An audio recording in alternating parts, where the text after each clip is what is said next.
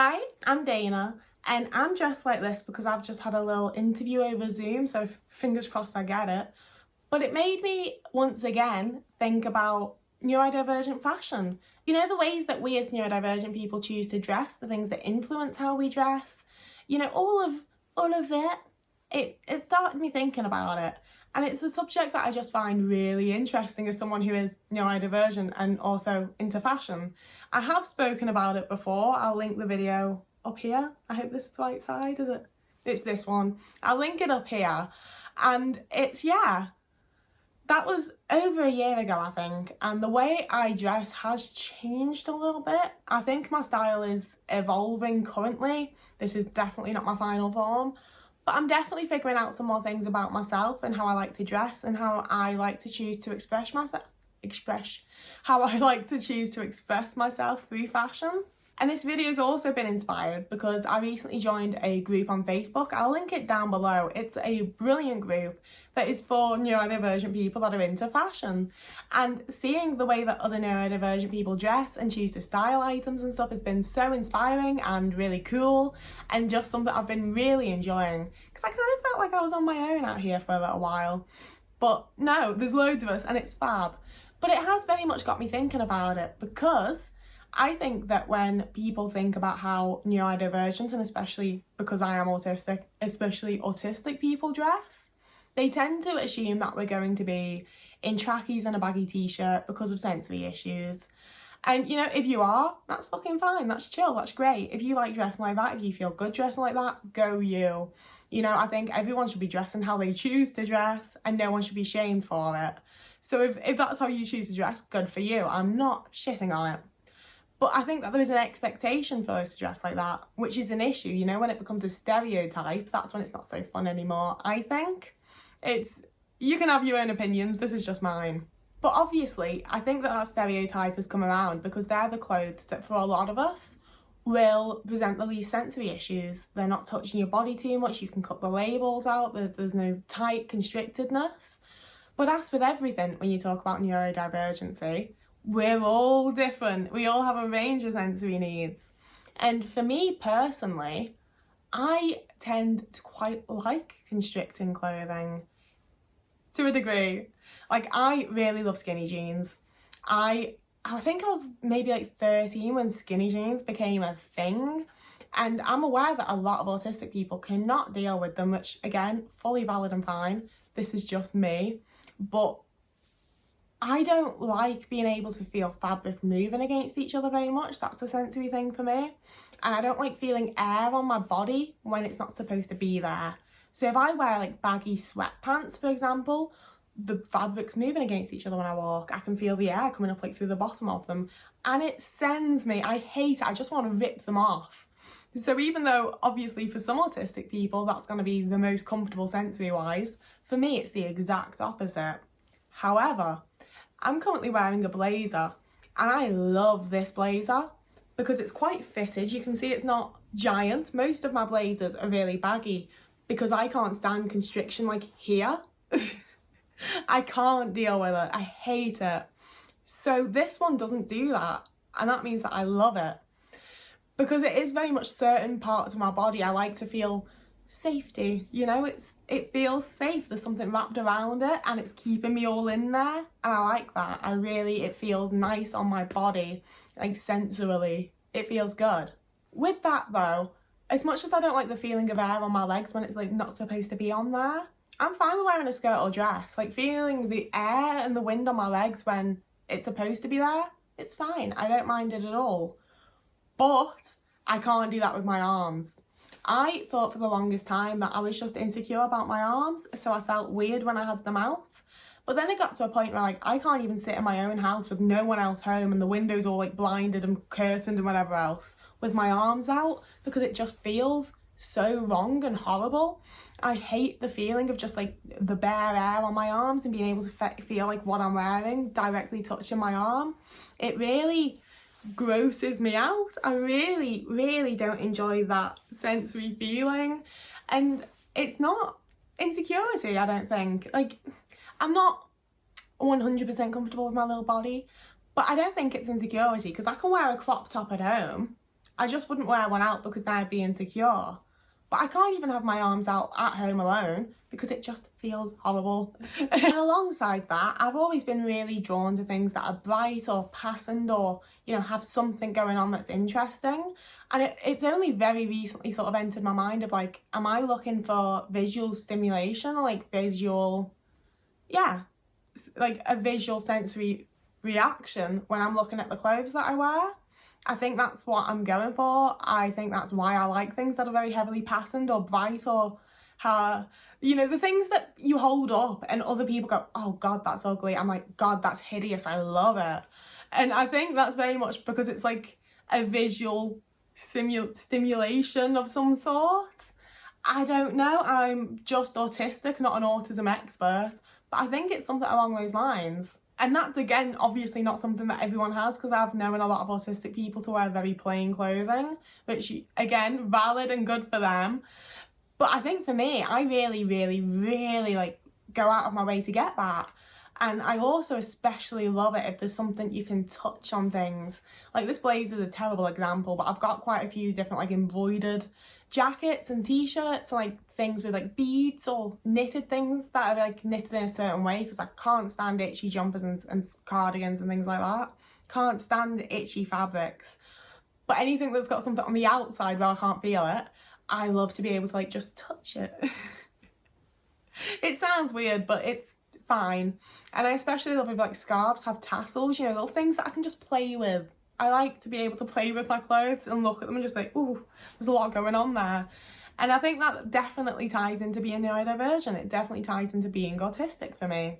I also think that for myself and a lot of other people in the autistic and neurodivergent community, the fact that a high percentage of us are queer probably also ties into it a lot. I know that recently, personally, I've played around a lot with more masculine ways of styling clothes. I've always been down for wearing men's clothes because I think it's dumb that clothes are gendered. It's like you're putting it on your body. If it fits, then it's for your gender. It doesn't matter. But I've always styled them in what I hoped was a more feminine way, you know, like if it was men's pants, I'd wear them high-waisted with a belt and like a nice top. Or if it was a man's shirt, I'd wear it with like a little skirt and some tights.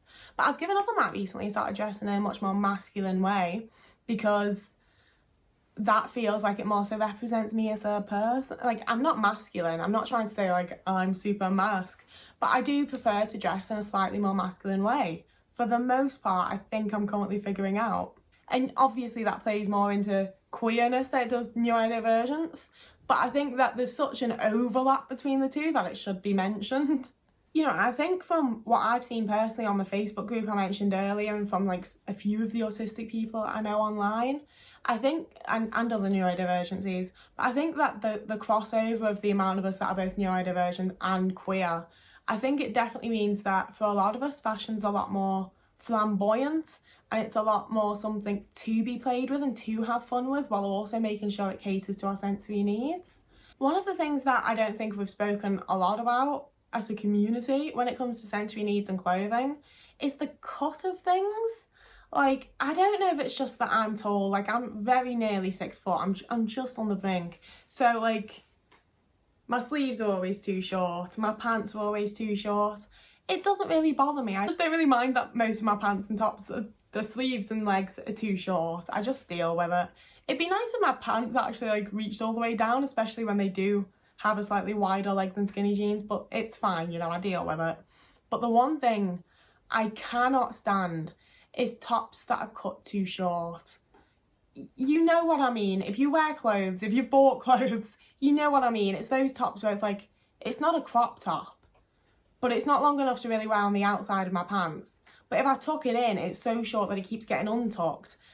Who is it for? Where is it meant to sit? What do you want me to do with it? It's just constantly like riding up my back and being too long at the front. I'm having to like pull it and it jives me absolutely fucking batty. I don't understand how these clothes are made. I don't understand why they're made. I don't understand why people want them. And I don't honestly think they do. That is my biggest pet peeve in fashion. It's the biggest thing that affects me like in a sensory way because it happens all the time. I am always like, this shirt is super long, and I'm always so relieved when I find any sort of like, especially women's shirts, because men's tend to be quite long, but women's shirts, especially when I find one that's long, I want to kiss whoever designed it. It's thank you. But on the other side of things that I do wear and the things that I've figured out, I also do feel like I have to limit myself sometimes with fashion due to being neurodivergent, because like I'd love to wear big dangly earrings. I think they look so cool. I love especially like the resins and polymer clay ones that people are making now. I think they're so fucking sick, and I've seen like David Bowie ones that are so cool. And I thought for a while, like I stretched my ears at one point and then let them heal up again. So big earrings sort of pull at my ear holes and make it look like it's about to rip and terrifies me. So I was like, okay, I'll get clip-ons. I buy vintage stuff all the time. I'll buy some clip-on earrings. And so I did, and I clipped them on. I was like, oh, they look fab. I can't deal with the feeling of it. Like, even when I regularly wore earrings, I only ever wore little studs, because I bought long dangly earrings. I'd wear them for like half an hour and be like, oh, look at my pretty earrings. And then I can't stand the feel of them. Like the way it like brushes against your neck, you can just constantly feel the weight on your ear. Oh. And in the same strain of things, I'd really like to be someone that wears chokers, but I'm constantly like pulling at it and being like, oh, there's something on my neck. And like, of course there's something on your neck, Dana. You put it there, but I can't deal with it. And I thought I'd sort of trained myself to not have that as a sensory issue, because obviously I wear turtlenecks and I wear shirts like this and I do them all the way up, and it's not tight, but I do have shirts that are a little tight up here, and my turtlenecks are quite tight and they don't bother me.